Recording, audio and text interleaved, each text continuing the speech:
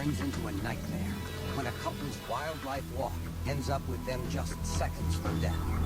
Jaco and Sharnae Camphor discovered the truth of the saying, be careful what you wish for. The ranger asked us, what is it that we want to see? Do we want to see big five, baby five? And I just said out loud, you know what, I just want to see scary animals. And that's exactly what she gets. Really scary. No, oh no, please, no, not today. I don't want to die today. It begins with a walk through the Kruger National Park in South Africa. Like many people, Sharnae and Jaco want the thrill of encountering big animals on foot. They go with expert rangers, armed just in case.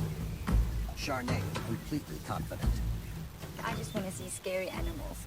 We started walking in the direction of a waterhole. We came across a buffalo carcass. The rangers showed us the markings on their ankles and on their snouts and necks. You can see the lions have killed them. We were just standing there around and one of the people with us on the tour said to us, yes, the elephants. The phrase gentle giants could have been invented for elephants. Unless you accidentally arouse the beast within. And within the next couple of seconds, the one just popped around the bush. We weren't expecting them and they weren't expecting us. The guy just told us and gave us stuff and moved slowly away. I actually took my camera up, put it on my shoulder, and actually tried to just keep like an eye on it. And to see if I can actually get the whole thing happening on camera. Oh no, please, no, not today. I don't want to die today, just go away. The next one ranger just shouted to us to move away. The rangers are trained to scare off any attack by first shouting and screaming. But this herd is not warned off and keeps getting closer. As I looked up, I just saw this whole line that the elephants has formed, that they were coming closer. There was absolutely no sound at all. No trumpeting, no sound from the elephants completely. The guides know a silent elephant is a deadly elephant. And this is getting deadly serious. Is this a mock charge? You never know until the animal's right on you. Everybody's completely caught off guard. Both the human beings and the elephants. As the first gunshot went up, that's it. I need a bush, a tree, someplace to hide. It's life or death.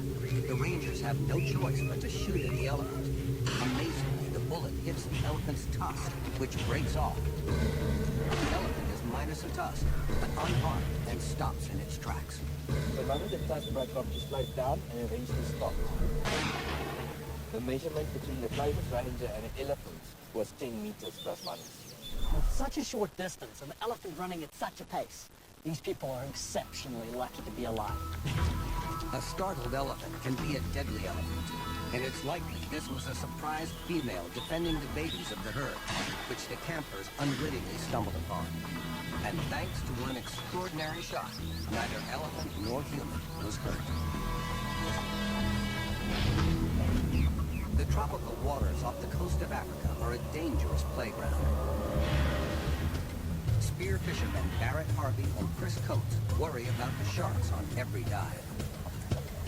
I've been spearfishing for about 28 years. Obviously, you have a great life waking up before work, then catch a few fish, and yeah, it's a lifestyle. A lot of people would automatically think that sharks would be your biggest danger, but you know, there's a fish called a potato bass that live on the reef. They're not very wary of spearfishermen, and they've learned that, you know, there's these nice fish swimming around above them all day, and they can't get to them because obviously they're too quick. But along comes a spearfisherman, slows that fish momentarily down by shooting it, and I've obviously learned that this is an opportune time to get a free meal. Potato bass are, in their own right, incredibly successful predators, and they will take almost any species of fish as their prey anyway. So when one is offered up on a plate, flapping wildly, bleeding, obviously vulnerable, of course it's going to snap it up. Potato bass might look slow, but they're huge. They reach 2 meters and weigh up to 108 kilograms. Their jaws are filled with jagged rows of backwards-facing teeth. I was actually filming and spearfishing with a friend of mine, and we knew these blood snappers were there, and we thought, let's, you know, get a nice sequence of footage of us shooting this blood snapper. We had noticed the potato bass before. We had actually done 2 or 3 dives before that, and the potato bass had come right up to us and had a look at us, kind of checked us out and swam away. I managed to get a very good shot of the fish and it just rolled over. Knowing that Chris was filming, I thought, for the camera, I'll swim up the line and grab the fish nicely at the gill. But the surprise of my life is as I put my hand over to grab the fish in the gill, the potato bass came from underneath. The potato bass actually came out of my blind spot.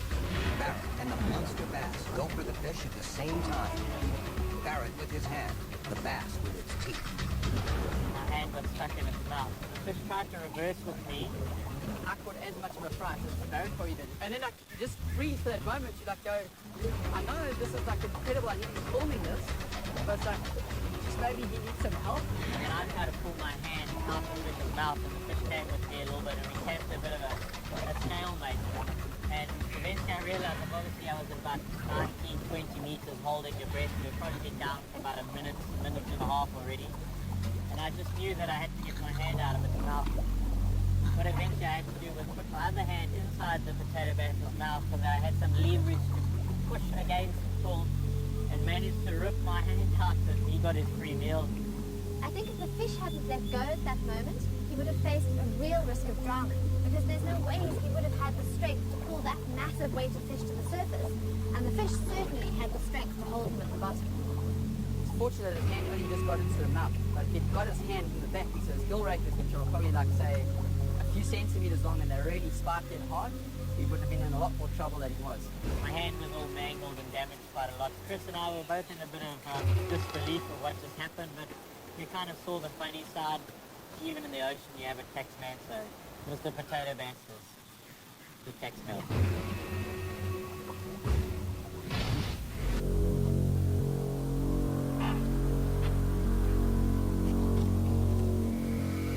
Now you see it. Now you don't. Death by stealth. It's incredibly rare to see a leopard killed, but Martha von Rinsburg got lucky. On the last day of the safari, we went on an early morning game drive. We spotted leopard on the side of the road. On the opposite side, there was a grazing herd of impala. The impala have no clue a death trap is about to spring. This perfectly illustrates the art of camouflage. If you don't know what you're looking for, you could easily miss the leopard. Just as the impala do. They're always wary. But this time, they're looking the wrong way. The wind picked up and it made the impala more skittish. The sentry gave a warning bark and the impala bolted across the road. As the impalas break across the road, you can actually see the leopard crouch down even more.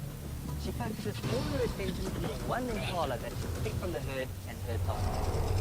The leopard snatched the impala out of the air. Everybody on the van was stunned. None of the impala sees the leopard until it's too late. That kill was like a smackdown. You've got to admire the leopard's power and timing to stop the impala dead in its tracks. The leopard suffocates its prey and moves out of the kill zone in one fluid motion. As photographers, we witnessed many special things in nature. It was an awesome experience, an amazing thing to witness. Johan Gray is a tough motorbike endurance racer. Winning is everything. But during a major race, this fierce competitor turned Good Samaritan for an Emmy. Last year, there was a qualification ride. They arrived there just after 6 in the morning. It was quite huge. Everybody was nervous, not knowing exactly what to expect. I was about 5 minutes behind the front runner. As I rode down the canal, I saw this something in the canal. And as I turned around, I confirmed that it's a little calf. It was quite a key decision. Do I continue? Do I stop? Time is of the essence. If I don't make a qualification time, then I might lose the opportunity to participate in the event. Johan figures he can quickly rescue the calf and still turn in a good enough time to qualify. He needs to move fast for the calf, too. It will die soon in the icy water. The assumption I made was I'll be able to get in, pick the calf up, it looks very small from the top. I'll put it on my lap, I'll climb out, and off I go. However, once I got in, I realized how slippery the side was, and I really slipped into the water and actually nearly ended up under the water. I sort of got to the point that What did I get myself into now? Johan realizes he's risked a lot more than just losing the race. Now he must fight to get himself and the calf out of this deadly water trap.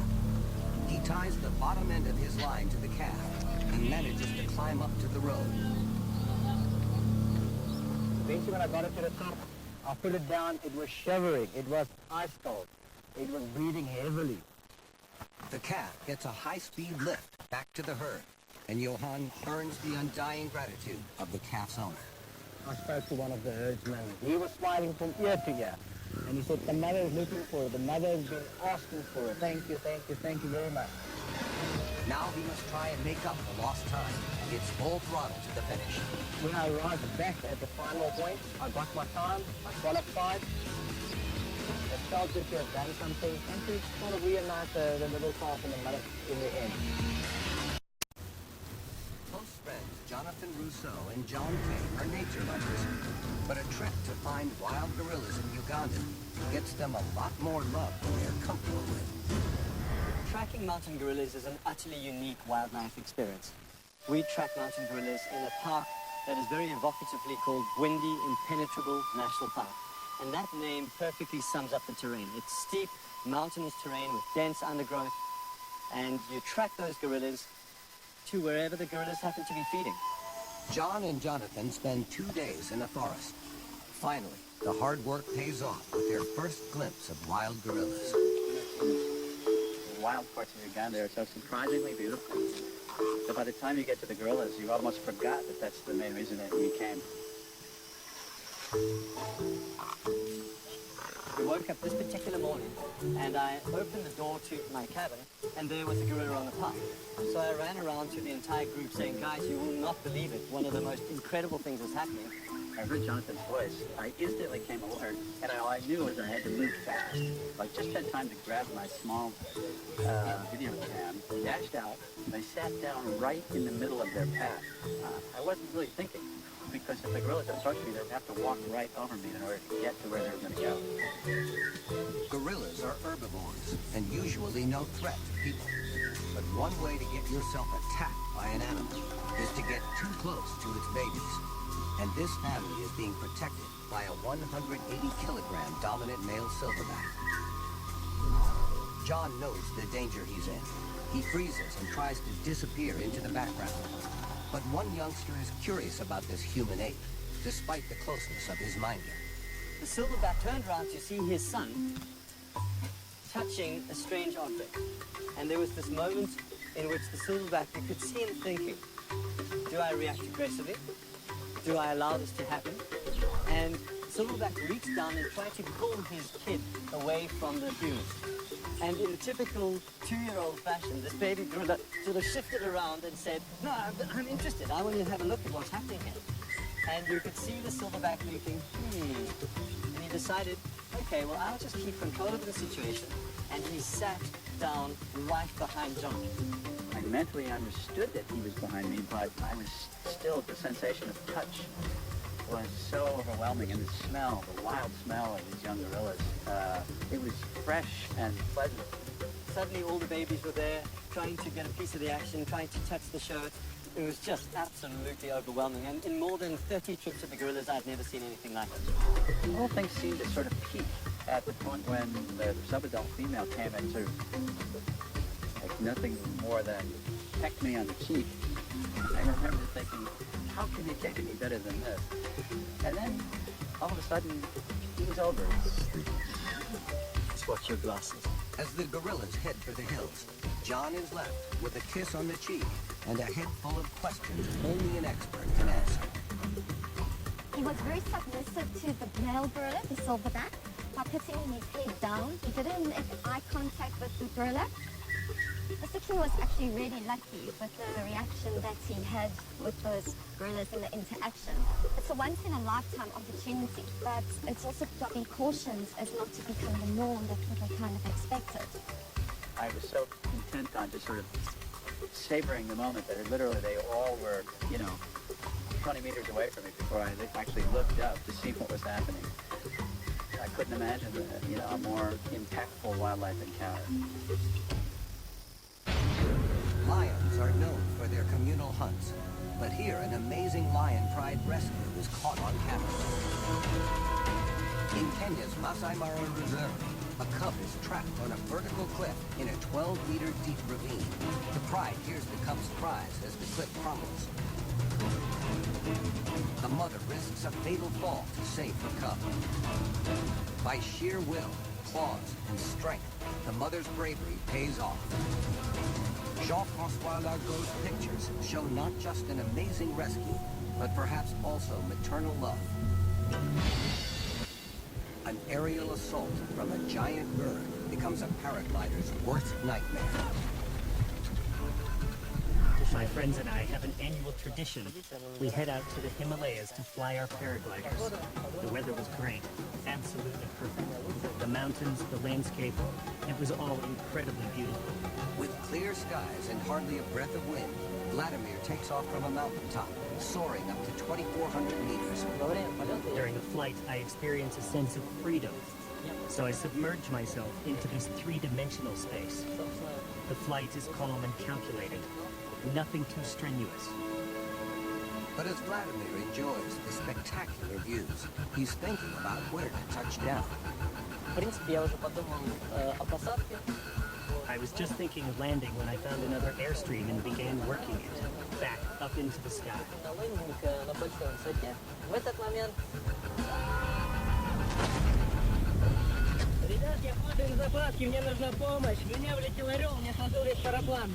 Out of the blue, 2 Himalayan griffon vultures slam into his glider. Each bird weighs 9 kilograms and has a 3-meter wingspan. At that moment, some vultures decided to fly through the valley and we collided head-on. Himalayan griffon vultures can fly to estimate 130 kilometers per hour. If the bird had connected with the body of the paraglider, he would have been shattered.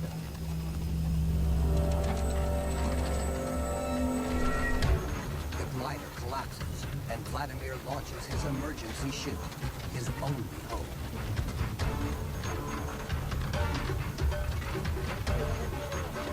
I stared death in the face. I was preparing to have my legs broken.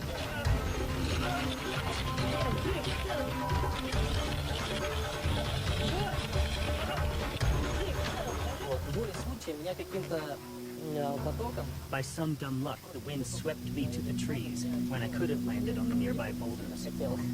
Потому что на такой скорости лучше приземлиться на дерево, изорвать флаг весь парашют, но чтобы самым целым остаться. Чем вот приземлиться на такие вот камни. Amazingly, the vulture has survived too and is tangled in the chute. Wow, awesome. Everything worked out.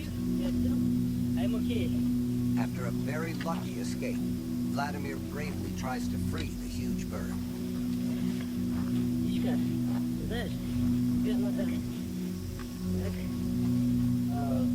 I was really lucky. God forbid, it could have bitten my fingers clean off with one snap of its beak. Vultures have very sharp, powerful beaks. He was very lucky to escape without any serious bite.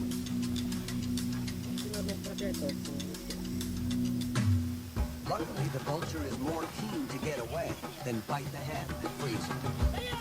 Слава богу, Greenpeace ничего не скажет. I'm relieved to see him flying off. Thank God, Greenpeace can't say a thing. Возвращаться домой. The adventure is over and I can return to base in my hotel suite.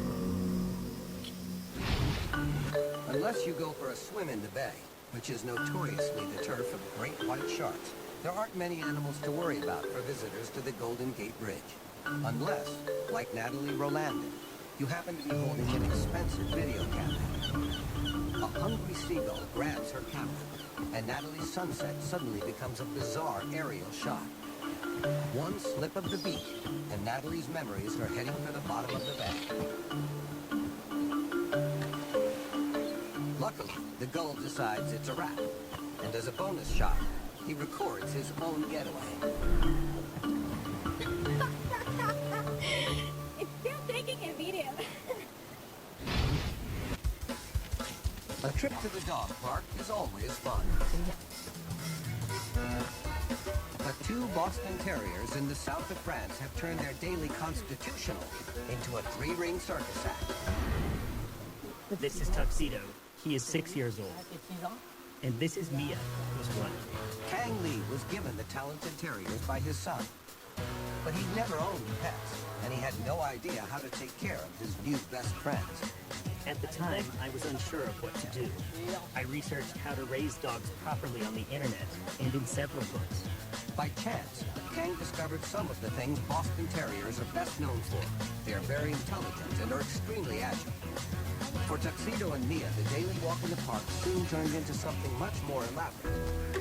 True to their nature, the Bostons show Kang that they have numerous tricks up their sleeves, including an amazing sense of balance.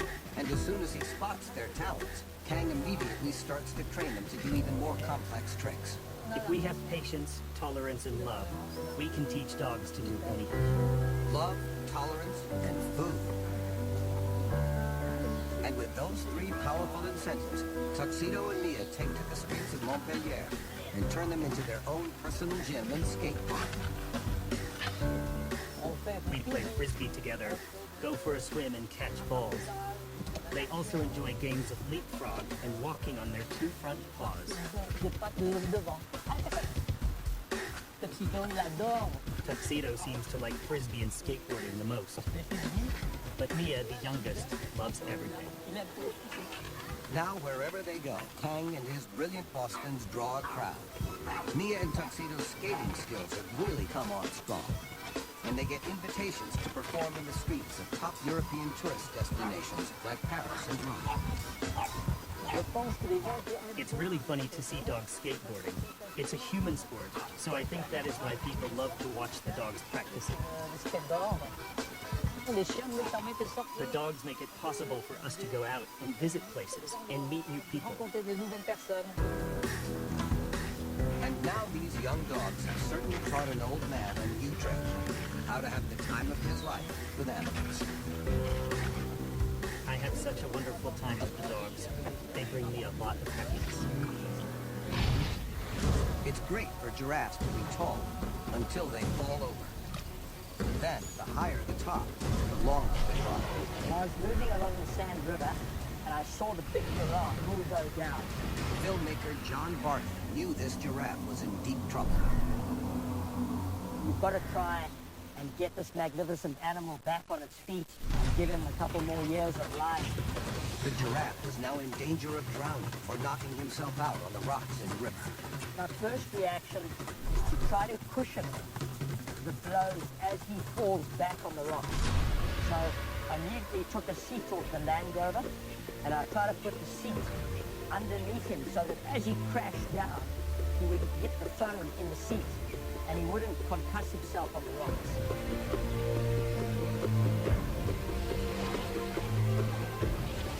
The giraffe weighs 1,800 kilograms and is desperate to get to its feet. A big giraffe weighing that amount, he crashes down onto a river like that, he's going to crash you. I just remember the neck crashing down literally inches away from that. Just able to get out of his way in time.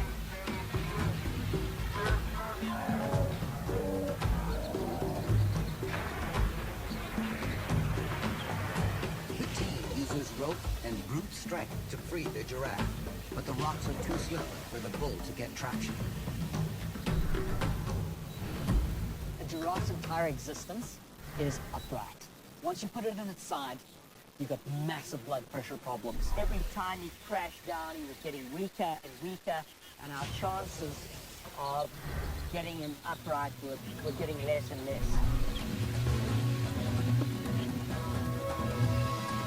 But after risking his own life to save the giraffe, Marty realizes there's no hope of rescuing him. What I've learned from filmmaking and traveling through Africa is that life and death can switch like a light. Nature takes its course, and now the giraffe is a meat mountain for predators and scavengers. After trying so hard to save the giraffe's life, Barty now seizes an opportunity to record the full circle of nature as crocodiles come to feast on the carcass. I actually designed myself a dummy crop so that I could get right into the giraffe and get some really close-up shots of these crocodiles coming into the giraffe. It become a bit of a health scare, but from a photographic point of view, it was a bonanza. Barty is renowned for going to extremes to get amazing shots, and he climbs into the body of the dead giraffe. It stinks. It stinks. Overwhelming. Overwhelming.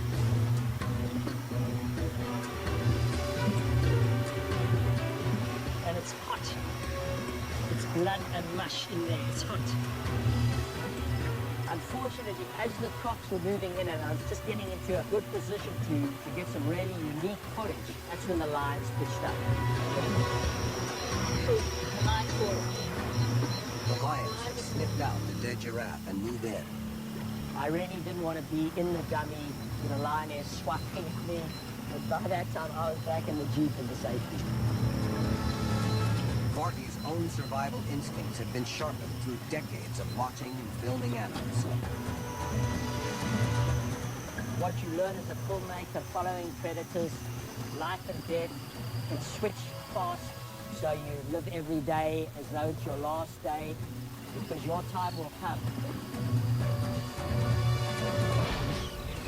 It's the stuff of legend. Mongoose versus snake. Often talked about, almost never seen. Especially when that snake is the most dangerous in Africa. For South African game ranger Greg Coates, a tourist drive turns into a ringside seat at an epic animal face-off. We were just on a routine game drive along the river, the Sand River, and we came around the corner actually looking for elephants, and then just noticed a mongoose in the road. Mongoose are famous snake hunters, but it's very rarely witnessed. Even more rare is having your camera handled when a mongoose goes after one of the most infamous snakes of all, the black mamba. I'd heard of mongoose taking on cobras before, but when we were watching the encounter, we actually then realized that it was a black mamba. Black mamba has a very fierce reputation and is believed to be the most dangerous snake in Africa. Not only because it's extremely venomous, but also because it's very aggressive. It's predator versus predator. Winner take all. The ranger has a ringside seat in an incredible battle. The fight is on. The predators are completely fixated on each other, looking for the precise second to strike the killing blow. Mongoose went through a series of shadowed boxing, if you want, with the mamba. And it was quite clear he was trying to keep the snake on the road, because if the snake got into the bush, then it could easily have got away. The mongoose is agile, but the mamba is lethally quick. It can strike at 6.5 meters a second. One nip of the mamba's fangs, and the mongoose is dead. A single drop of the black mamba's venom can kill a man within hours. I was very excited to see what was going on. I was, to be quite honest, rooting for the mongoose. He keeps a very close eye on the mamba's head, avoids that fatal strike, and then dashes around and grabs it on the back, shaking it around and then breaking its spine. He went for the middle of the body and then started flinging it around, so hitting the head on the ground, and that stunned the snake. You got it. And after the body blow, a head bite. But the mamba can still kill. Once the snake was stunned, the mongoose then went in and started to crush the head, and you could see it was doing it very carefully because obviously the fangs were still a danger at that stage. The fangs that pricked the mongoose in the mouth while it was biting the head, it could have still been fatal. The snake could have still injected venom at that stage. But the snake is fatally injured, and the stories of the mongoose's fighting abilities are confirmed. Having heard of these encounters before, I'd never seen one. I was very excited to see the fight to completion. It was an amazing sight.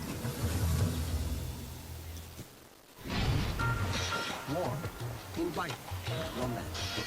The Caribbean waters around St. Thomas. And home to a voracious 4-meter-long tiger shark. This is what it looks like to be bitten by that shark. From the inside. Taken accidentally by local dive instructor Mark Taggart. We had a guest that was paying a lot of money to take pictures of the shark. We hadn't really had a lot of experience as a company or as individuals diving with a tiger shark. I was pretty nervous, I'm not gonna lie. It is a big, big fish. I was up to the side and I was a little bit wary, and it's quite hard to get depth perception when the shark's coming in and you look through the viewfinder on the camera. I got a little bit anxious. I realised that there's obviously something here that the shark is interested in.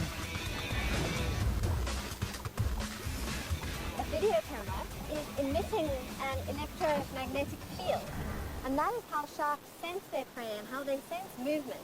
They've got these little receptors all over their snout called the ampullae of Lorenzini, which are essentially little jelly-filled capsules that pick up electromagnetic pulses.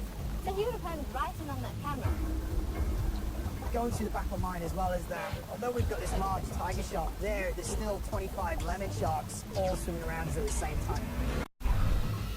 Mark defends himself from the monster shark with the camera. When she hits, she just hit with her mouth open, and basically it was either my hands or the camera. Mark holds on to his hands, but loses the camera, and unwittingly gets a shot that shows him what he just avoided. The shark wasn't actually attacking the camera, and it wasn't trying to kick the camera or the diver.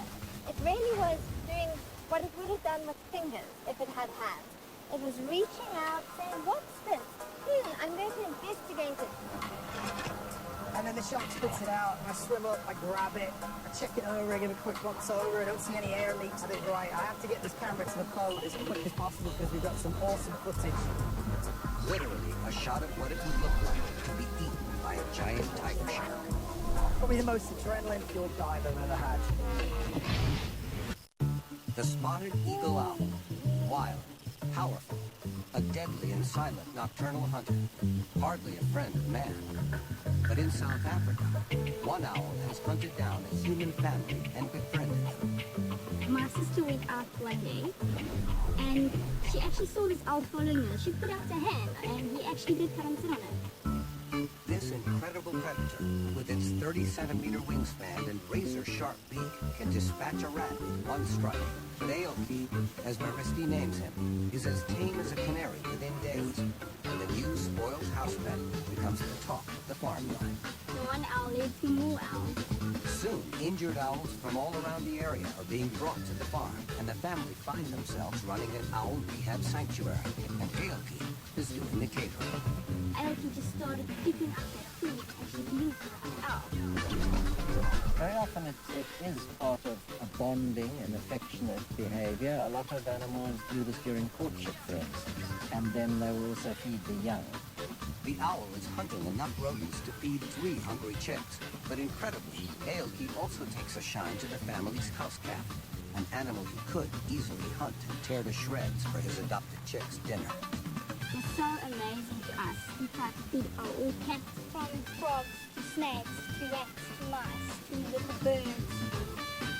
This is one wise owl who's written his own Zen handbook on how to live and let live. Everyone's heard about a tiger on the golf course, but at the Carbrook Golf Club on Australia's Gold Coast, they have much more dangerous predators. The water trap at the 15th is teeming with monsters. There's danger. There's a man-eating predator in the lake. Scott Wagstaff is a resident pro here and first to discover that the water trap near Hole 15 is full of monster man-eaters. There's a bit of a legend, a bit of a myth. It wasn't really until someone captured them on camera, the dorsal fin protruding out of the water, that it actually gave it some legitimacy. But 8 kilometers inland, the mystified golfers couldn't believe what was attached to the dorsal fins below the surface. We had a number of floods in this area where the water sits alongside the golf course. Burst its banks and flooded into the golf course. Really, it wasn't until probably a little bit after that, in the mid-2000s, we identified that it was sharks. Not just any sharks, but bull sharks, one of the world's most dangerous man-eaters. The bull shark is known, well known, to travel into freshwater systems, to travel upriver, to be found in places that are not even slightly marine.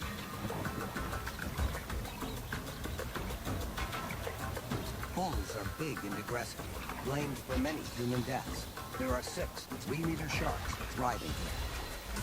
There's huge amounts of bream and tarpon and whiting, mullet, mangrove jack, living in their own little ecosystem. With a justified reputation as man-eaters, no golfers are retrieving their balls from the edge of this lake. So we've got a lot of visitors come to our golf course specifically to have the opportunity to watch a shark swim past while they're playing a 5-line into our 15th green.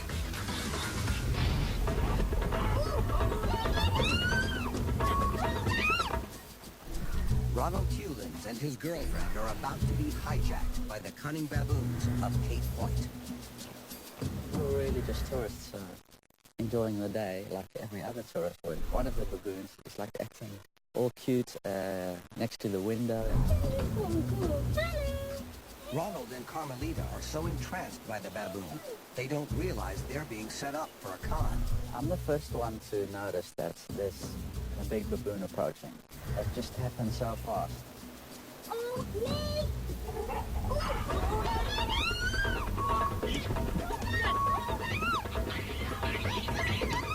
The baboon is showing his fangs. I'm getting out of the car and I'm shouting at it, telling her to please get out of the car.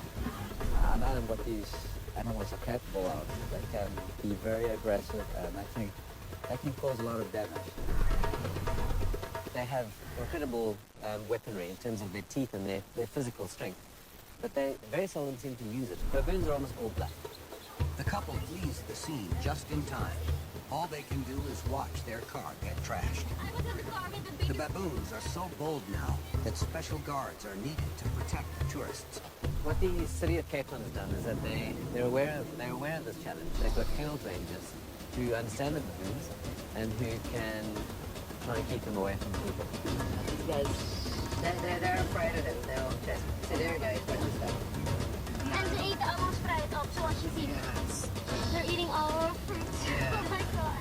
What we're seeing here is a wild animal not only getting into human space, but dominating the people in that space. And that's quite remarkable to see. En ongevoed en op de auto, niet normaal. After that, yeah, we were definitely locking our doors the entire vacation. It's lion gang warfare, male on male. 4 young warriors fight a turf war with 2 battle-scarred brothers, Mr. T and Kinky Tail. Young blood is victorious. Mr. T runs for cover to lick his wounds. The challengers kill Kinky Tail and take their rightful position as the area's new leaders. This is how the endless fight for survival plays out in the world of lions. A new dynasty challenging the old guard, who fought their way to the top in the exact same way. Live by the sword, die by the sword. But it's not over. 6 months later, the 3 young princes are not yet without challengers. Mr. T lives to fight another day. Now he wants to reclaim his territory and take back the throne. And amazingly, once again, the lion bat is caught in the act. Game Lodge owner Paddy Hagelthorne is on hand for the rematch. The noise is unbelievable. The roaring of the males as they came in.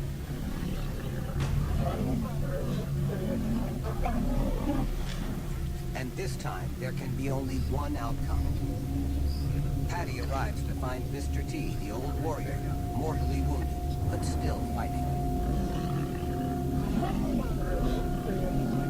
He couldn't do anything, he couldn't fight any road. They rolled him on his back, bit into his stomach, the almost howl that came from Mr. T. It seemed it was almost sheer frustration of not being able to fight back.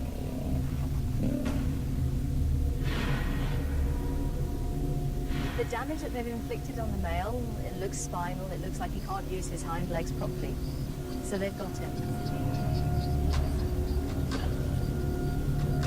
Broken and bloody, the old lion is still defiant in the face of death. He can still inflict a lot of damage onto the younger males because his head is fine. He still is exceedingly dangerous. His teeth are big and his jaws are still working.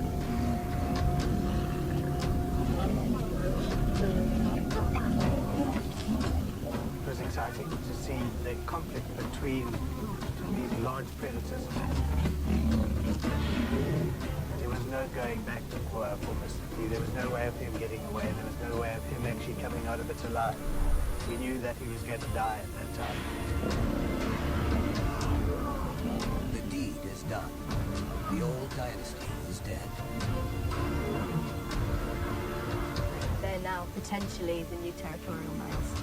If you get a high population of lions, then you're going to get these male competition fights all the time. The new rulers roar their territorial dominance for all local females to hear. This brutal coup is how lion society works. While we were expecting it, we were waiting for it to happen. We needed the new blood to come in. It was a sad day. It was a very, very sad day. It's not only alien cars in Hollywood that transform when a fight is on the cards.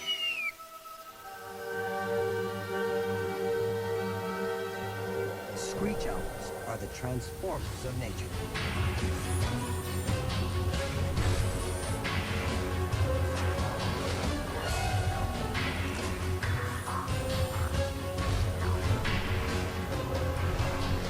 When they compress the skin, they bring the feathers into the body. They also push up the ears. You can see sometimes the ears come flat and sometimes they push the ears up. It's very much a defense mechanism. The message is stay away from me. I'm not that small. I'm really actually double my size. So watch it. I might attack you because I'm now bigger than I used to be.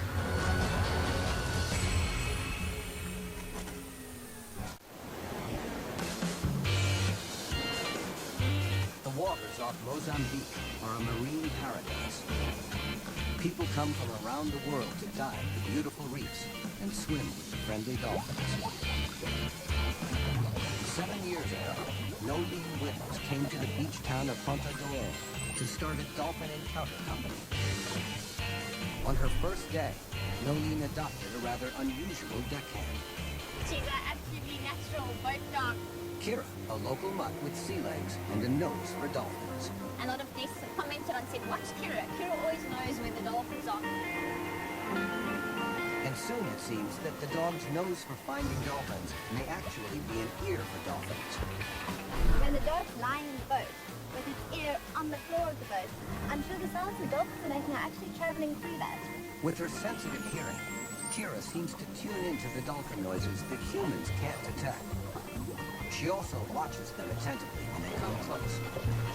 But just watching them isn't enough anymore. She just decided this one day to jump in. Heard this big splash, and there I saw Kira paddling towards the dolphins with his little feet in the water. The dolphins turned right around and carried on straight towards her. Why the dog started the interaction from her side, I wouldn't be able to say. But certainly once she's in the water, there really seems to be a kind of a two-way going between them. The dolphins are just as curious about her as she is about them. They seem to have no fear of the furry, four-legged landlubber. One actually turned belly up and started circling around her in the water. It was absolutely amazing. I'm sure that the dog can in fact pick up the dolphin sound in a way that humans can't. And the dog has learned what they sound like when they're playing and what they sound like when they're hunting. And when dolphins want to play, Kira is the first overboard. The dolphins straight away swim to Kira when she enters the water. They are actually intrigued with her being in the water. I wonder sometimes, is she aware of what's going on below because she's only seeing the dolphins' dorsals on the surface? Kira definitely seems to have built up a relationship and has really, in essence, become friends with all the dolphins.